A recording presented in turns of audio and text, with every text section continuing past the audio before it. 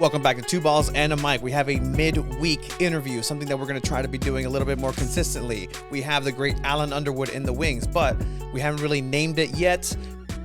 Miller time? Nobody's used that. Nobody's used that before, right? So without further ado, we're going to go ahead and welcome assistant coach DT de San Diego Loyal and Alan Underwood. But Nate, the great Miller, thank you for joining us, Nate, here on Two Balls and a Mic. How are you? Oh man, look at this camera work. Yeah, no, this is our first ever quad box here. You guys didn't know Tony works really hard on stuff like this, so it's the amount of YouTube videos I watch, but it's not that's not what we're here for. Again, Nate, thank you for your time in joining us today. I know it's a very busy week. Everything is ramping up, starting up for the season opener here, March 12th against Galaxy Los Dos at Torero Stadium. Get your tickets. Two Balls and a Mic discount code. We actually got a discount code 20% off. So if you need tickets, Nate, 20% off. Two Balls and a Mic. But how are you, Nate? I know things are, like I said, ramping up. How is it? How are things over with you as we're about to start here in this week? Yeah, things are good. It's been a good 5-6 weeks here preparing. So it happens fast. Preseasons happen fast, but it's been a really good one.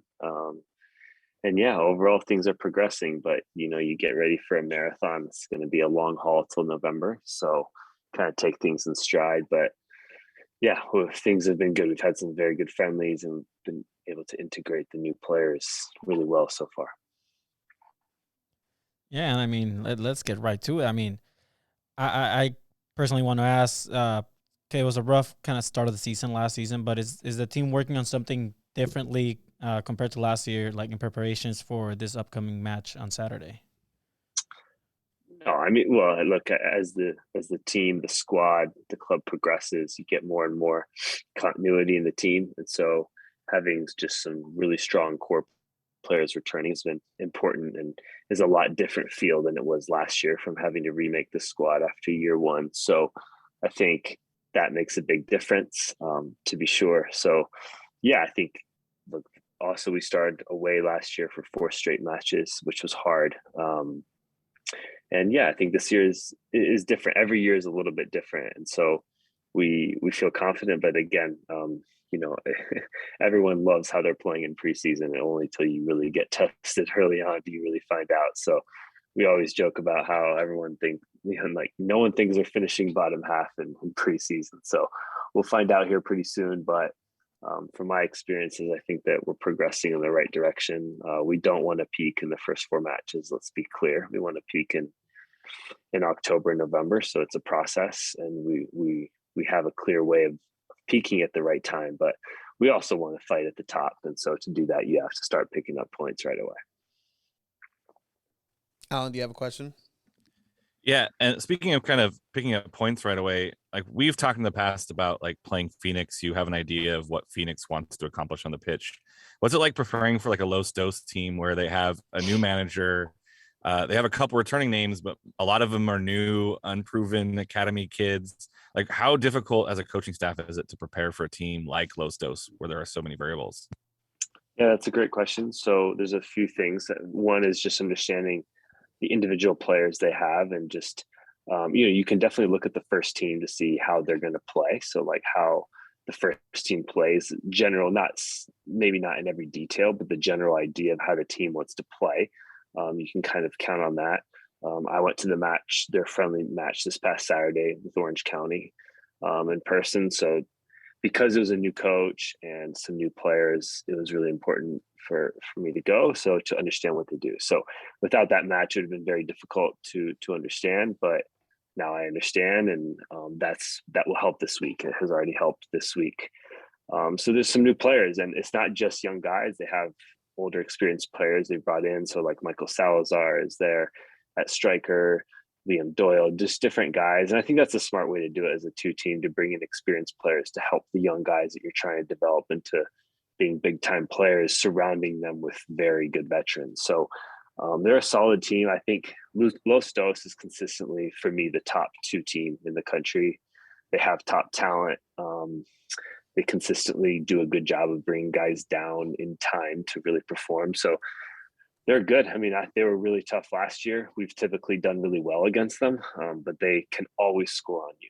They can always score on you. They always have players up front that can hurt you. So you always have to be really well prepared for them. So what are some of the things that you guys have worked in these preseason matches? Obviously, you played against an MLS team. You guys have played some USL teams. You guys have even played Liga MX with Xolos, a very young squad, speedy squad. Some are comparing what you guys saw against Xolos with what you may see with Galaxy Los Dos, that young, just very techie, speedy type of play.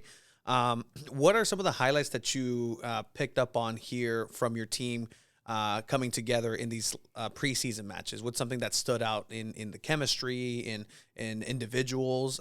What's something that stood out to you?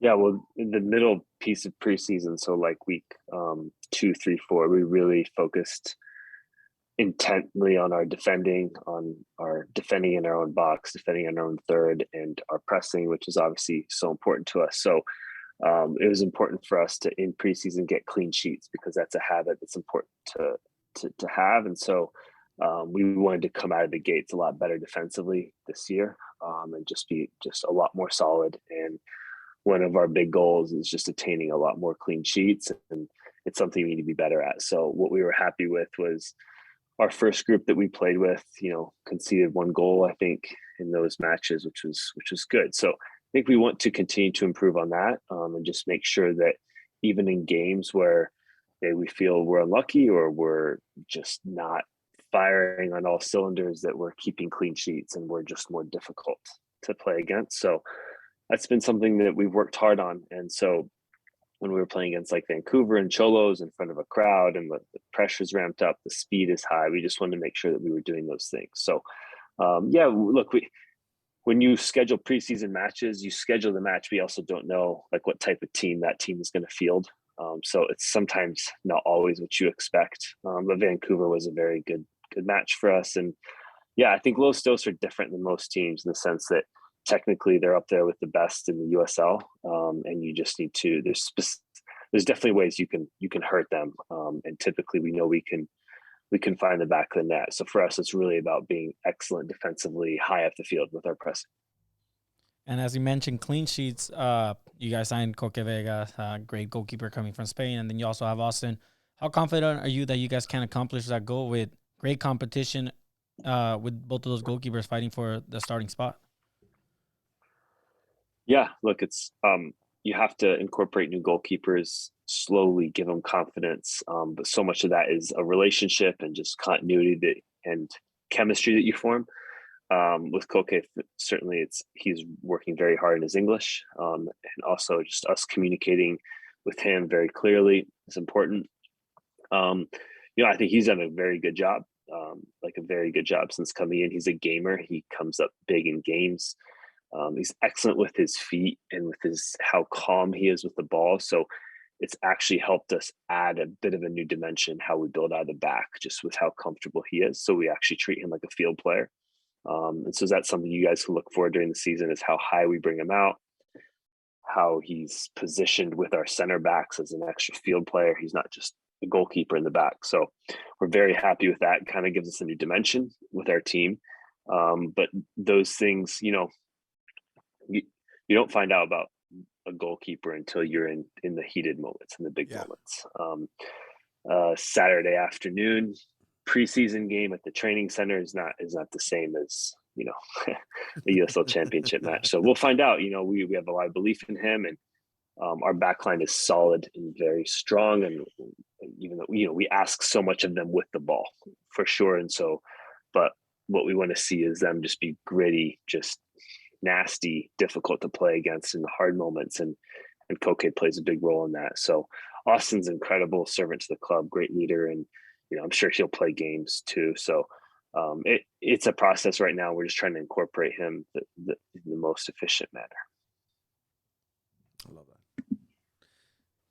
that. We saw. Yeah, go ahead, Alan. Yeah, we saw quite an uptick in block shots for the couple preseason. Is that a point of emphasis that you guys have been working on, or is that just a circumstance that the team found themselves in, and the guys are just playing, 100% get in front of the ball. I just noticed there happened to be a high number of block shots in the couple preseason games we watched. Blocking shots and crosses is a small detail that like we work very hard at, and just some of our, defensive sub principles. Some of our players are excellent at it. Guys like Grant Stillman are very just natural at blocking shots. I think it's something, how you do it specifically without opening your legs and letting go through your legs and unsight your goalkeeper. Those are details that we'll work really hard at. That's like obviously the really nitty gritty here, but that's what we're here for. That's exactly what we're here for. That's what Miller time is about. Defending the box is a real art. And I think that there's teams that do it extremely well and there's teams that do it poorly. And so like, I think when you see a lot of block shots, for us, if that's against a good opponent, we obviously don't want to give up a lot of shots, but there's certain shots we're okay giving up. And we work hard at blocking shots and crosses specifically, however, without unsighting our goalkeeper. So we don't want it to go through the legs and, go to the wrong side of the goalkeeper. So it's an important stat, I guess, but in a sense that there are shots that we would rather the goalkeeper just see the whole way through rather than unsight him.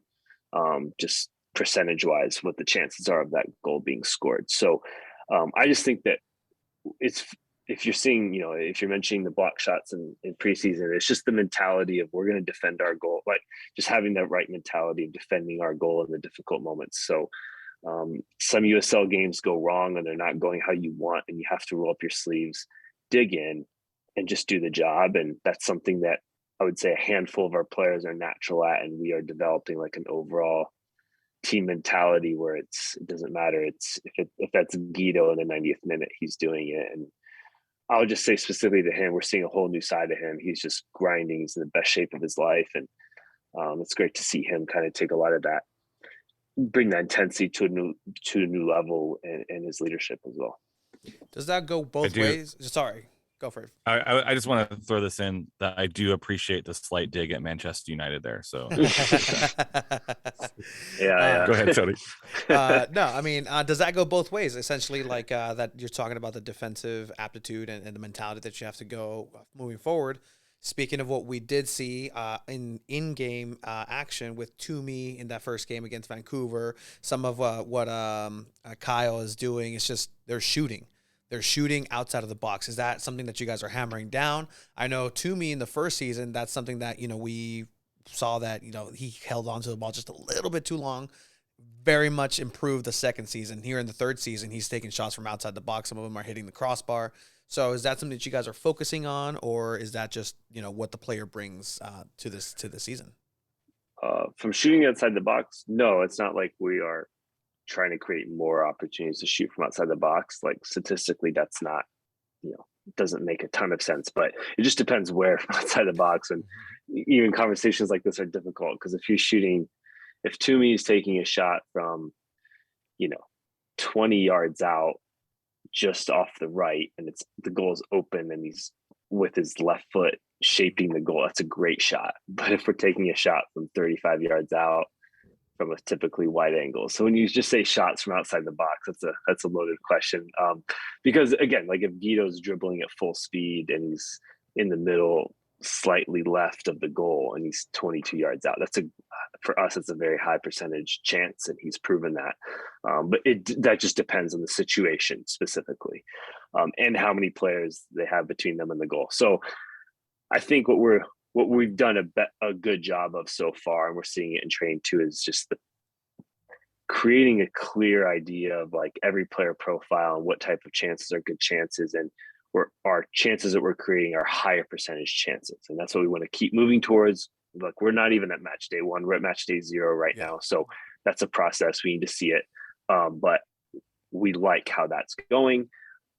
It's incredible to see how different players, different additions, that I would just use the word scare the opponent open a lot up. So the presence of Kyle Vassell, the presence of, say, a Nick Moon that can beat you 1v1 in the wing opens up a lot of opportunities for Guido, for Toomey, for Jack Blake when he comes back, for different players, right? So I think that different players open up and kind of pump oxygen into the game of other players that you have. So that's kind of how, you create like a fully functioning magical team, I would say. So we're just working hard at creating higher quality chances within our game model at the end of the day. And we like the progress so far, but again, we haven't been tested when 3 points are on the line. Nate, I want to get a little bit on Kyle Vassell. From what we saw on the 2 home games, he's a very physical player and uses his body a lot and draws a lot of fouls. But as we know, the referees in the USL are not the most accurate or the best referees in the world. We could say it. I don't think you can. Have you guys had that conversation with Kyle that he's not going to get a lot of those calls majority of the time, and you could tell he got a little upset at the referees and was very verbal? Has there been a conversation with him to maybe calm down a bit, just understand that that's going to be how the refereeing is going to go this season? You're trying to get me fined or suspended. No, I'm not. I know what you're first trying to do. episode. It's happened to me before. I think, I will say this. He is excellent at initiating contact, at drawing fouls. It's been eye-opening for him, to be sure, and a little frustrating. And I think it's a growing moment for him to not, let that impact you the next 2 minutes of your game, and to just stay present, stay focused on the next action. Look, I think that it's frustrating, to be sure, but it's just something when you have zero control over something. I don't want to sound all cliche, but like, you just can't do anything about it. And so what I think is, over time, things even out. I do believe that. Sometimes that your patience starts to get tried, because you're like, when is it going to even out? But I think you're going to wear opponents out. You're going to create a lot of contact in the box. So for every frustrating non-call, I think that we're going to build up momentum, build up pressure. And I think in the right moments, hopefully it will happen. So look, he's a problem to deal with for defenders. And I know you guys haven't had a chance to see Thomas Among play, but he's also a problem. Okay. So these are guys that are going to initiate contact in the box, and sometimes it's not going to go your way. But we believe in the bigger picture that we're doing the right things has to happen for us. So for me, it's tell the locals and Chavos to apply more pressure on the referees, and hopefully they'll crack, So when we attack the East goal, make it just total hell, and you guys can change their minds if you try hard enough. I mean, you got more penalties in preseason than all last season combined. So so that's a good start, I guess. Actually, we'll take that trend, that's for sure. Actually, there was I remember a clear day where in season 1, John Kempen, like I would sit right above Landon and the bench, and there was one time where Kempen got ran into, and they called a penalty on Kempen, and I'm over here just talking Orange very County. loudly. Orange County. Yeah. And I'm just explaining to somebody who's next to him, I'm like, that's actually not a foul, because he got the ball first, and in the box, and to contact the goalkeeper just loud enough for the fourth official to listen, I think. And because there was no fans. Because there was no fans there, Yeah. So it was a whole different dynamic. That's very strange. That's right. Yeah. Yeah. And so I like to think that I in educating somebody next to me course very we did. loudly, I might have helped kind of convince a fourth official or two. But no, that was Ugo Coley, if I remember right. Yes. Okay. Yes. Yeah. To be fair, I think Landon Donovan was also being very vocal on trying to educate the officials on what the penalty either. Yeah, earmuffs for all you kids on ESPN Plus. The hot mics are pretty hot sometimes, especially with no fans. Yeah, exactly. No, exactly. We do have a present for Kyle if and when he does bag his first goal. So I know he's a WWE fan. Don't tell him, but got him a little. It's not a free tattoo voucher. Something. Yeah, I mean it's a legitimate WWE belt. Nice. It's a mini one, so I know he's a fan. Apparently, You're gonna have to get one for Charlie. Apparently, Charlie's a fan too. He just didn't tell us. Alan, you gotta.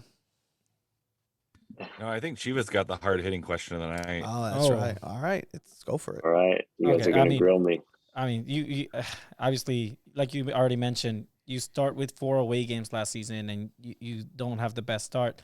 Does that add a little bit of pressure on players, or even yourself and the coaching staff? It's interesting when people ask me about this, because it's like all they want to ask about is those first 4 games, and we went 9 games unbeaten after that. I just would like to remind everyone of that. Everyone loves those first 4 games. So I'll just say this. Like we want to start well. It wasn't intentional not to start well.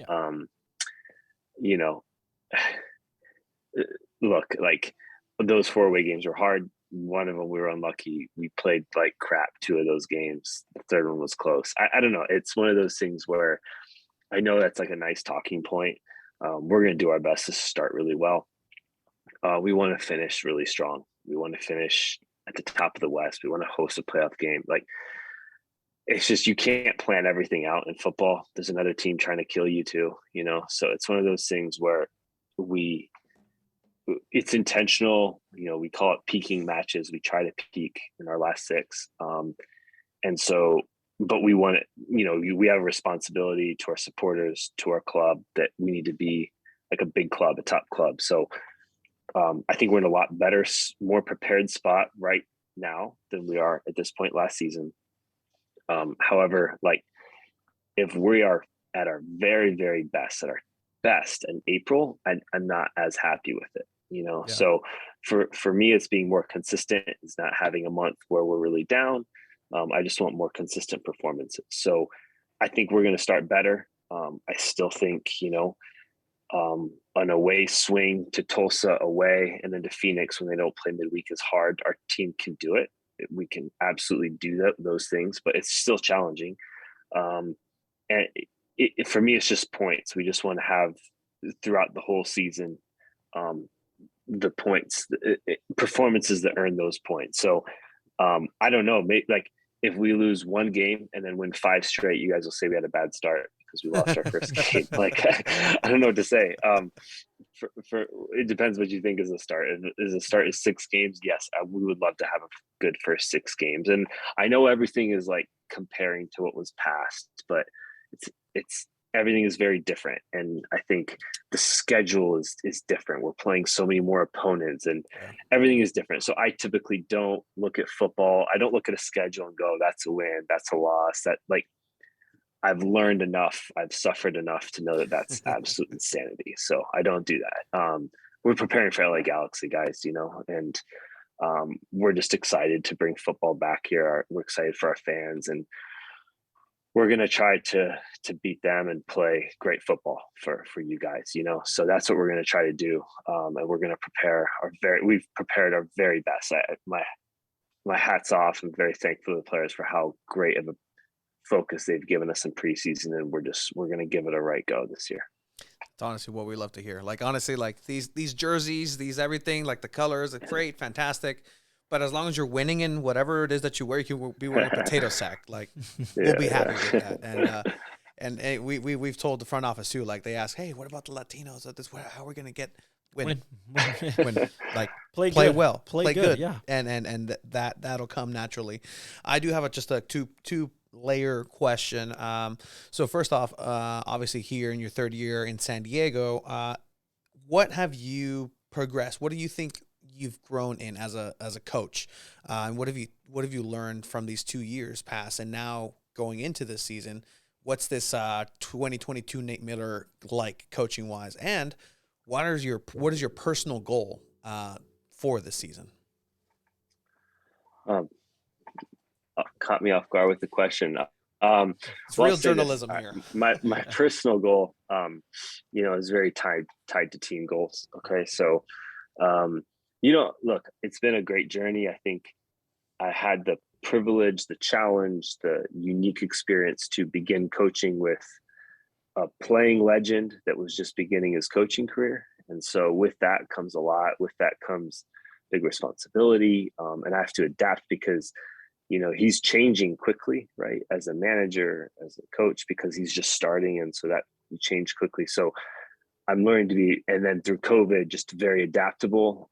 I'm very exacting, planning oriented, likes to control certain things coach. And so learning to be very adaptable and to be more nimble and little things like that, you know, that personally, that like from a professional level, that like help me hopefully become a better coach, a better professional.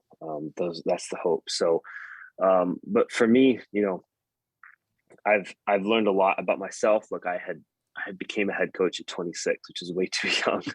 And then becoming a number 2, that's been very good for me as a person to like, still have, lead a lot, but then also like follow and then like execute someone else's vision as well as, be with someone in their like embryonic stages of coaching. There's a lot to unpack there. You know what I'm saying? And so it's been very good for me. Fun, great to have a new relationship that has grown a ton into a friendship. And so I think, I learned so much about myself and like how to lead and how to follow at the same time, things like that. So my goals are tied to the club. Like I'm a servant of the club. I'm not here to do my own thing. If I were here to do my own thing, I'd been somewhere else. So I want the club to succeed in every possible way. I want us to, you guys probably pick up on it, I'm very competitive. I want us to win everything. Sometimes you have to be patient in life and realize that a club is growing and you have to grow with it and you have to be patient. And when I came here, I wanted to be like, put it in fifth gear and go. And the club wasn't, maybe like it takes time, and so I would say like marrying patience with urgency and just like little nuanced things like that you learn over time. And, I'm still young. And so just trying to piece all those things together and all the while from the seat that you're in, help build an elite culture. So it's kind of all over the place, but I think it's still like happening for me. It's still moving around and just trying to help this club. And I think they've made a lot of really, really good changes in the last year, and I'm excited and to be a part of it. I mean, you can't have a better answer than that, honestly. And even though it was just sprung upon you, but that's what we want to hear, right? Like you want to hear somebody not only that cares about their job, obviously, but cares about the future and building something special here. And that's what we've been told from the club, that's what they're trying to do. And until proven otherwise, then good on you guys. Alan? I just had one little follow-up question.